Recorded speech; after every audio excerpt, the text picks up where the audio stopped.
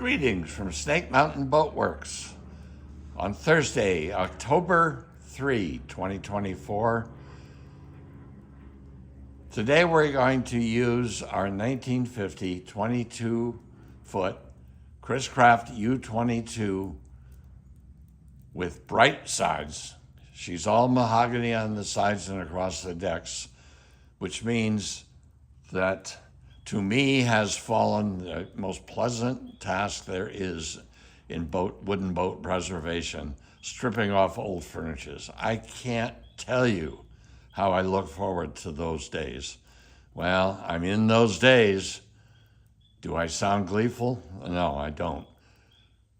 I thought in reply to a number of you who have asked, could you sort of just walk us through how you strip a finish off a hull, off a wooden surface?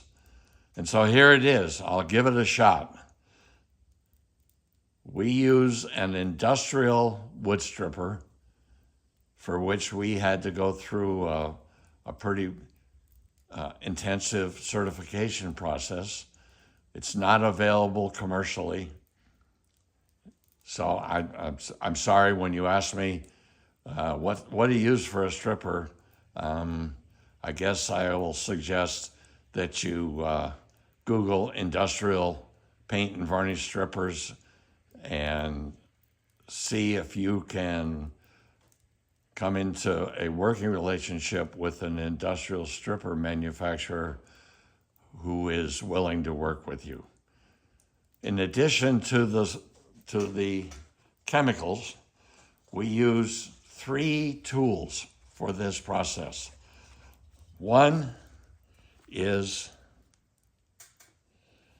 our Sandvik strippers. We have multiple examples here in this shop. Some are 6 inches long. Some are about a foot long like this one. Some have pusher handles, some don't. But they all share one great asset. These blades are incredible. You get 2 sharpening surfaces. You can resharpen them. They're stainless steel. I want to tell you, as I'll show you in a minute, they really remove material. But they can't be used everywhere. They can't really be used without taking huge risks on areas of your hull, particularly the hull sides way up forward, where the hull flares out and the surface becomes quite concave. Well, here we are. I'm way up at the forward end of this U22, and if I were to go at it,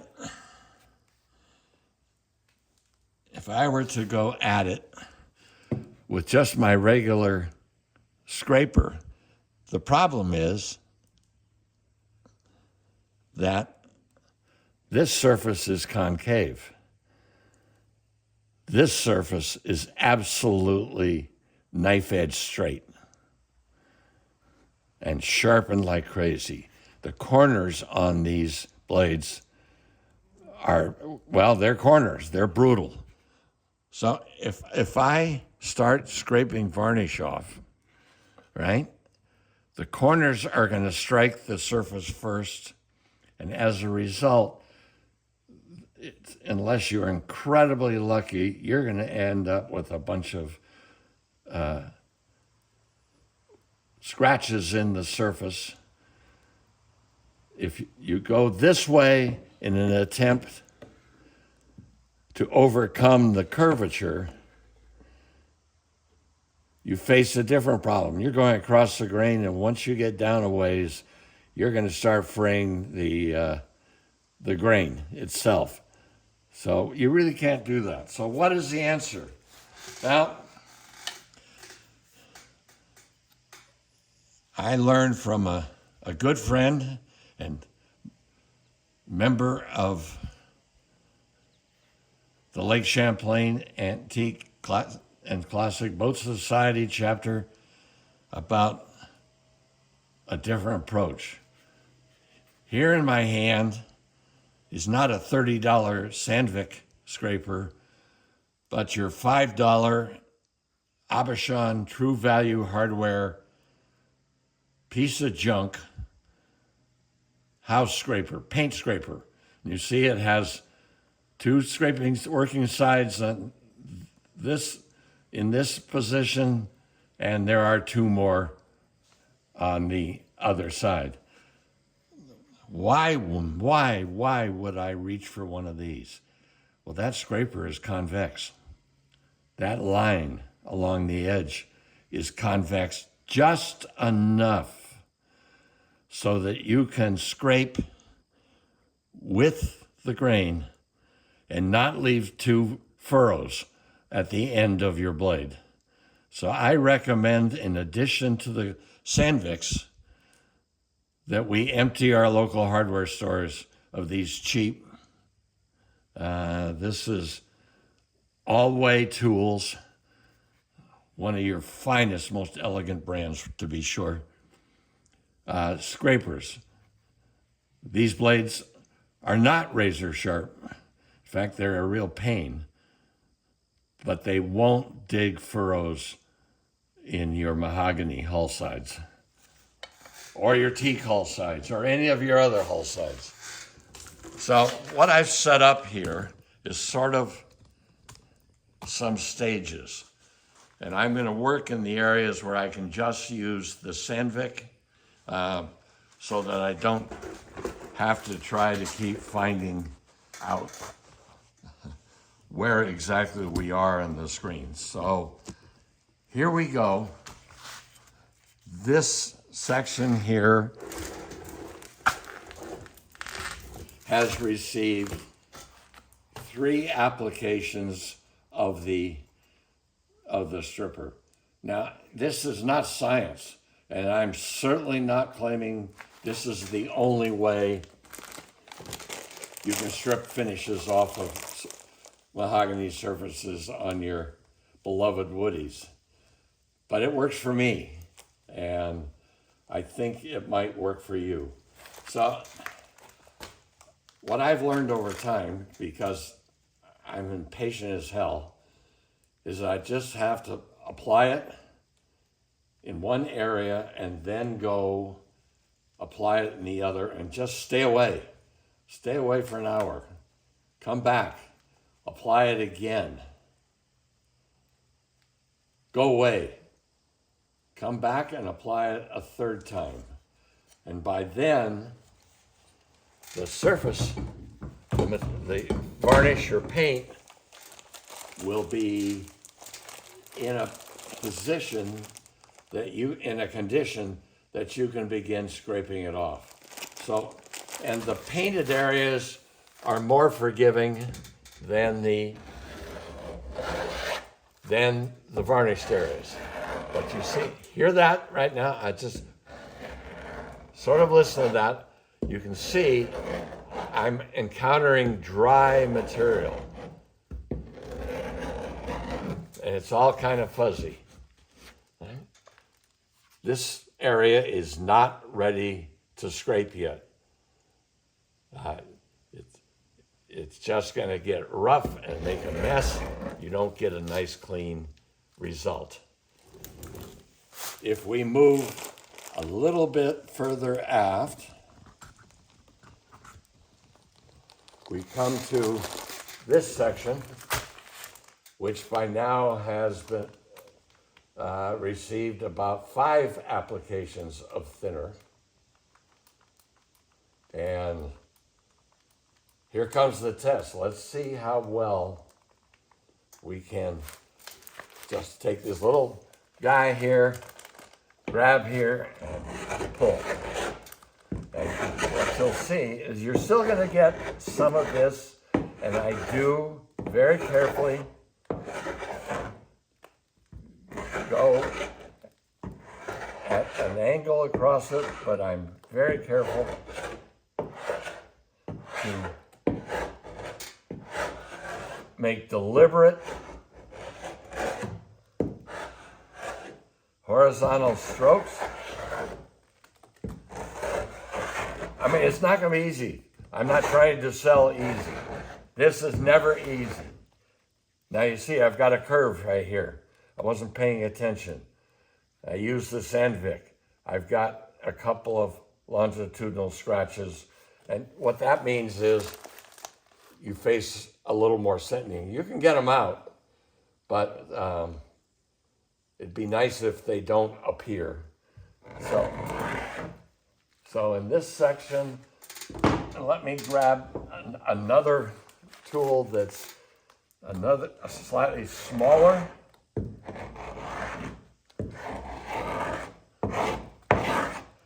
Scraper. But even though a tremendous amount of this is coming off very, very nicely at this point, we will have to go back. Now you can see up here, because we're at the water line and I'm dealing with paint, I've probably applied 3 or 4 more coats of stripper. You can't just put it on and scrape it away. So now I'm, at least let's say right here, I'm pretty clean. I got some gunk here and I got some gunk here. Well, that typically is residual stain. This boat is not quite the best of lab rats, because as near as I can tell, when this boat was last refinished, it was not stained, because the varnish just comes right off. The color appears to be in the varnish and sitting on the wood rather than having penetrated the wood. But we still have to get rid of it.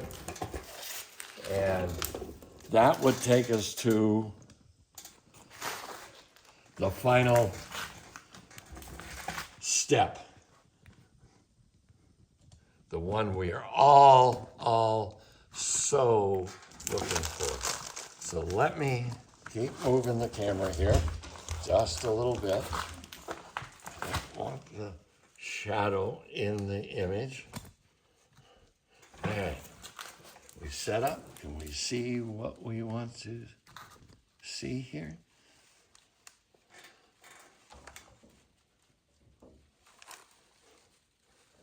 I think it'll work better this way.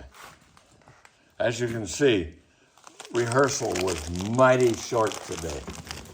So the last step involves what I call bleeding stain out of the wood. And for that, we reach out for either Starbright teak scrub stainless steel pads, but these are pretty damn expensive.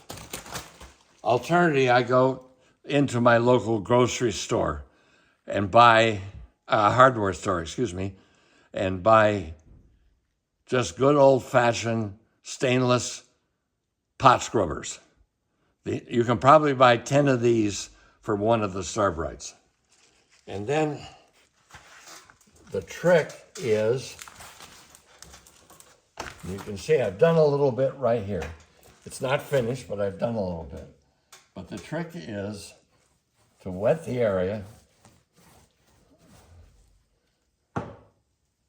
and let me just back this up a hair. Wet the area, and then you grab your good old-fashioned. The first time I did this, I went into my wife's kitchen and saw one of these. I said, but damn, that's got to be the deal. That's got to be the answer. And I took it. don't do that. Go to the hardware store. I won't tell you. But as you can see, the stainless steel pad is cleaning all of the residual finish and I now want to go back on what I said a second ago. Looks like there is some stain in this wood, but it is not stained the way we stain boats.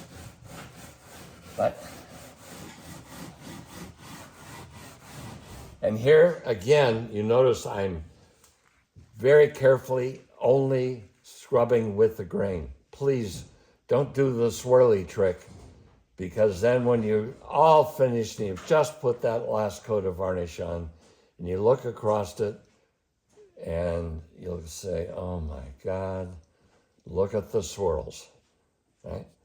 You'd only do this one way, this way. And you keep scrubbing until it's clean, or you think it's clean, and then I always am coming back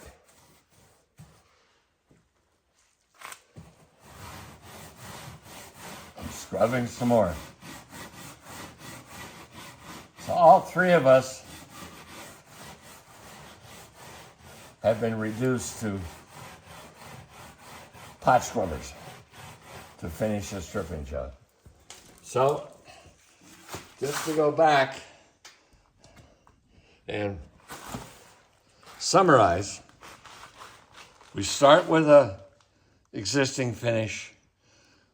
We start applying multiple coats of stripper. Patience is golden. Impatience is hell. You'll discover it if you're super impatient. We have to be careful with our scraper, right? If we get in an area that's starting to be concave, and this hull does right about here, we reach for the cheap hardware house paint scraper. We keep letting this stuff cook and cook and cook, and then take the appropriate scraper and scrape away. You probably do this step 3 or 4 times before everything's clean enough. And as you can see, if we look back, this hull is ready to be cleaned with steel wool from this point back. So that is where we are, and that's how we go at it. Once again, we're not claiming to be right, to know it all. This works for us. We hope it'll work for you. Thank you so much. Bye-bye for now from Snake Mountain Boat Works.